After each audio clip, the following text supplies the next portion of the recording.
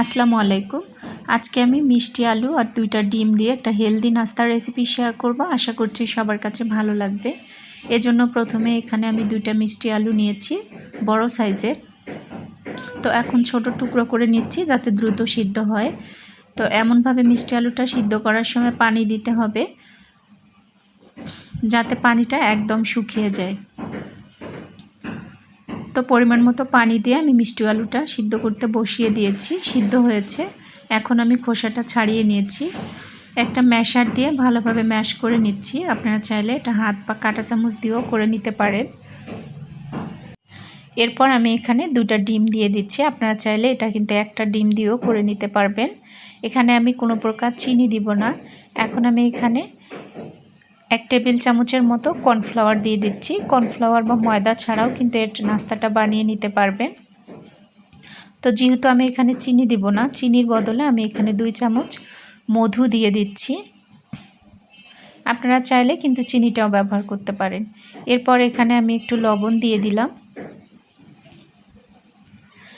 এখন সবগুলো উপকরণ খুব ভালোভাবে মিশিয়ে নিব।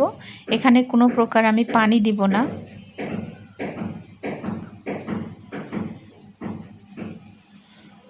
মধুর পরিবর্তে আপনারা কিন্তু চিনিটাও ব্যবহার করতে পারেন। যেহেতু আমি হেলদি ওয়েতে করছি, এজন্য আমি চিনির পরিবর্তে এখানে মধুটা ব্যবহার করেছি। এরপর আমি ফ্রাই প্যানে সামান্য পরিমাণে ঘি দিয়ে দিব গরম করতে। আপনারা চাইলে এখানে কিন্তু বাটার বা তেল দিয়েও এটা ভেজে নিতে পারেন।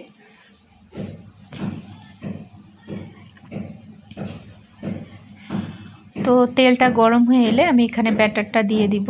আমি একবারেই ব্যাটারটা দিয়ে দিব। আপনারা চাইলে ছোট ছোট প্যানকেক আকারেও কিন্তু এটা ভেজে নিতে পারেন।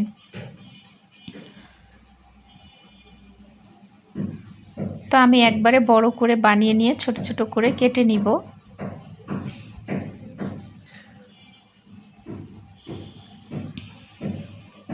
বেশি বড় দিলে অবশ্য একটু উল্টানোর সময় সমস্যা হয়, এজন্য আমি মাঝখান দিয়ে কেটে এরপর এটা উল্টিয়ে দিব। তো অনেক বাচ্চাই কিন্তু মিষ্টি আলু খেতে চায় না। আপনারা চাইলে বাচ্চাদেরকেও এভাবে বানিয়ে দিতে পারেন, অনেক বেশি পছন্দ করবে।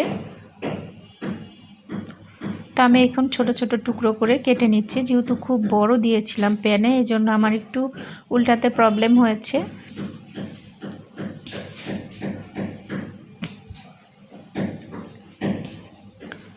তো এখন আমি নামিয়ে নিয়েছি। দেখতে পাচ্ছেন একটা ভেঙে দেখাচ্ছি, এখনও গরম অবস্থায় আছে।